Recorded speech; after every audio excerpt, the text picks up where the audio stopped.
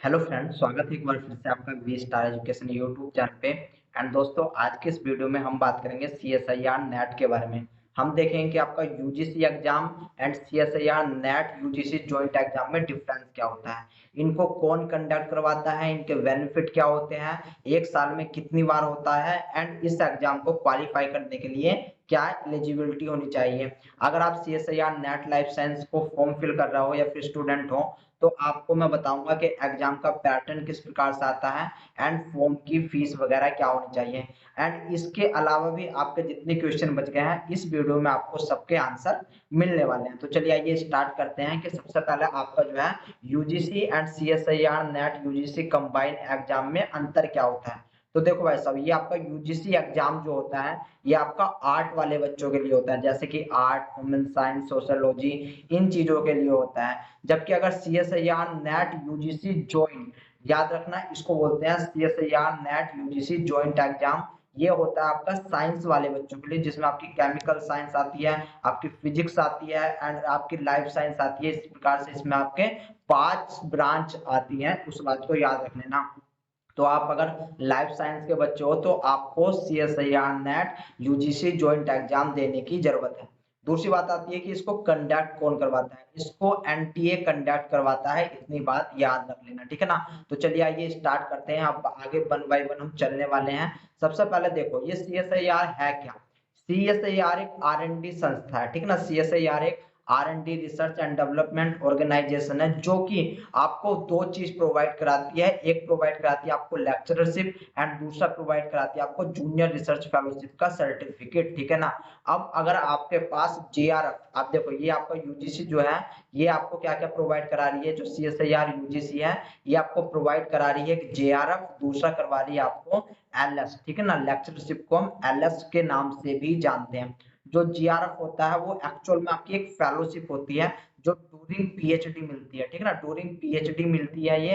And इसका amount मैं आपको अगर अब बता दूं, देखो पहले इसका अमाउंट कम था लेकिन अब बढ़ा करके 37,000 कर दिया गया है, ठीक है ना। जो आपका जीआरएफ होता है ये 2 साल तक के लिए रहता है, ये आपका 37K कर दिया गया है। एंड 2 साल के बाद 3 साल के लिए आपका ये एसआरएफ में कन्वर्ट हो जाता है। एंड ये जो आपका एसआरएफ होता है इसकी जो फेलोशिप अमाउंट होती है वो होती है आपकी 42,000, यानी कि आपकी 42,000 आपको मिलती है। बट प्रॉब्लम ये आती है कि ये आपका जो जीआरएफ है ये केवल और केवल आपका जो है ये इसका जो सर्टिफिकेट है, इसका सर्टिफिकेट केवल आपका 2 साल के लिए ही वैलिड होता है। अगर 2 साल के अंदर अंदर अपने आपने अपने कहीं पर पीएचडी में अगर एडमिशन ले लिया है या फिर अपने आप को एनरोल करवा लिया है तो आपका ये वैलिड होगा, 2 साल के बाद ये कोई वैलिड नहीं होगा। जबकि अगर मैं बात करूं एलएस की, तो एलएस को क्वालिफाई करने के बाद आप किसी डिग्री कॉलेज में आप आराम से लेक्चरर या फिर आप असिस्टेंट प्रोफेसर बन सकते हो। ये एक्चुअल में लेक्चरर के लिए ही होता है। एंड अगर इसकी वैलिडिटी की बात करूं तो इसकी वैलिडिटी आपकी लाइफ लॉन्ग लाइफ टाइम होती है, ठीक है ना। जबकि इसमें कोई फेलोशिप अदर से आपको प्रोवाइड नहीं कराई जाती है, इतनी बात याद रख लेना। यानी कि सीएसआईआर यूजीसी क्या होता है, सीएसआईआर यूजीसी आपको जो है दो सर्टिफिकेट प्रोवाइड कराता है, एक होता है जीआरएफ का, एक होता है एलएस का। जीआरएफ में आपको फेलोशिप प्रोवाइड होती है जबकि एलएस में कोई फेलोशिप प्रोवाइड नहीं होती, ये आपका लेक्चरशिप के लिए या फिर लेक्चरर के लिए होता है। इतनी बात समझ में आ गई, बहुत ही अच्छी बात है। जो इसकी मेन वेबसाइट है, मेन वेबसाइट देख लेना, इसकी है csirnet.nta.nic.in, ये इसकी रियल वेबसाइट है, इस बात को जान लो। तो चलिए आइए बात करते हैं सबसे पहले एलिजिबिलिटी की कि आपकी एलिजिबिलिटी क्या क्या होनी चाहिए। तो बच्चे एक्चुअल में सबसे ज्यादा इसी में कंफ्यूज होते हैं। तो देखो भाई साहब, मैं आपको सिंपल भाषा में बता देता हूं कि जो बच्चा एमएससी कर रहा हो, जो बच्चा एमएससी कर रहा हो या फिर 4 ईयर का 4 ईयर की कोई ग्रेजुएशन कर रहा हो, जिसमें कि आपके BS, MS, BE, BS 4 year, BTech, B pharma, MBBS, ठीक है ना, ये आपके जो है ये आपकी डिग्री आ जाती है। अगर बच्चा इनको कर रहा है यानी कि एस्पिरेंट इनको कर रहा है, तब फॉर्म फिल करते हुए वो अपना जो रिजल्ट है रिजल्ट अवेटेड कंडीशन में रखेगा, रिजल्ट अवेटेड कंडीशन में रखेगा, ठीक है ना। इतनी बात पता चली, बहुत अच्छी बात है। यानी कि इसका मतलब अगर कोई 4 ईयर्स की ग्रेजुएशन कर रहा है या फिर वो एमएससी कर रहा है अपना, तो वो फॉर्म को फिल कर सकता है, लेकिन रिजल्ट को अपने रिजल्ट अवेटेड कंडीशन में रखेगा। इसके बाद अगर कोई आपकी एमएससी कंप्लीट कर चुका है या फिर आपका जो है बीएमएस कंप्लीट कर चुका है, बीई कंप्लीट कर चुका है, BS 4 years, BTech, B pharma, याद रख लेना, बी फार्मा, एमबीबीएस, ये चीज अगर अपनी कंप्लीट कर चुका है तो फिर तो कोई झंझट ही नहीं है, उसको डायरेक्ट जो है फॉर्म फिल करना है, कोई रिजल्ट अवेटेड नहीं दिखाना है। इसमें एक कंडीशन आ जाती है, देखो भाई साहब, अगर जनरल कैटेगरी में हो आप तो आपको जो है वो 55 मार्क्स चाहिए होते हैं। कितने? 55 मार्क्स चाहिए होते हैं अगर आप जर्नल या फिर ईडब्ल्यूएस कैटेगरी में से बिलोंग करते हो। इसके अलावा अगर आप ओबीसी एससी एसटी में बिलोंग करते हो तब आपको 50% मार्क्स चाहिए होते हैं इस एग्जाम को फिल करने के लिए, ठीक है ना। तो ये आपको याद रखना है। इसके बाद एज लिमिट की बात करते हैं, तो एक सिंपल सी बात सुनो भाई साहब, वैसे तो इसकी एज लिमिट 28 साल 28 ईयर्स है, बट यहाँ पर आपको रिलैक्सेशन मिल जाता है। जैसे कि अगर मैं बात करूँ जर्नल्स में, तो जर्नल में कोई रिलैक्सेशन नहीं है।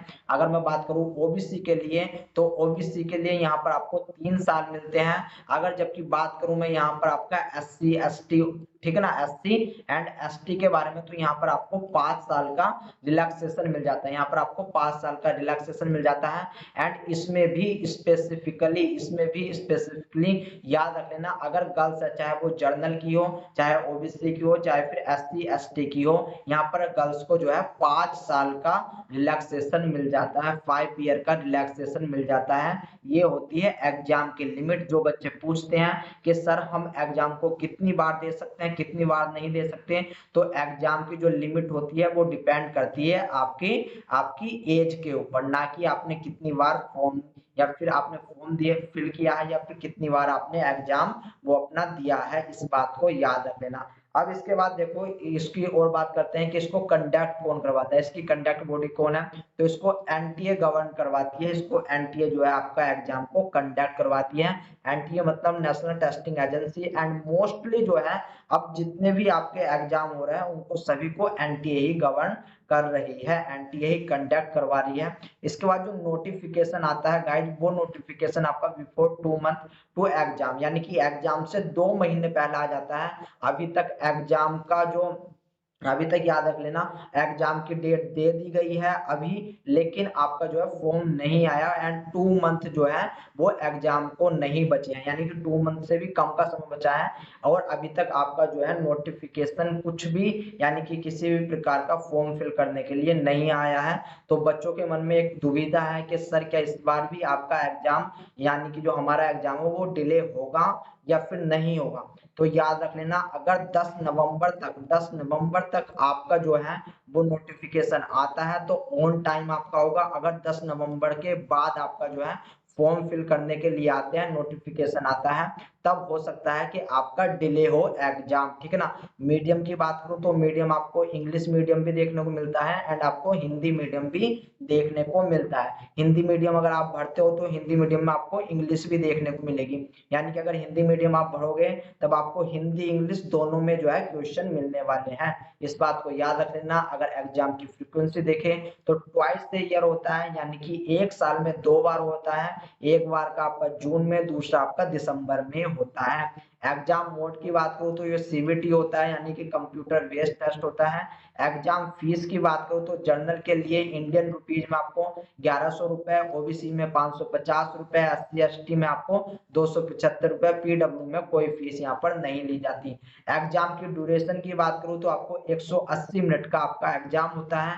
एग्जाम टाइम की बात करूं तो ये शिफ्ट वन शिफ्ट में होता है, तो उसका टाइमिंग आपका 9 AM टू 12 PM, ठीक है ना, 9 AM टू 12 PM होता है।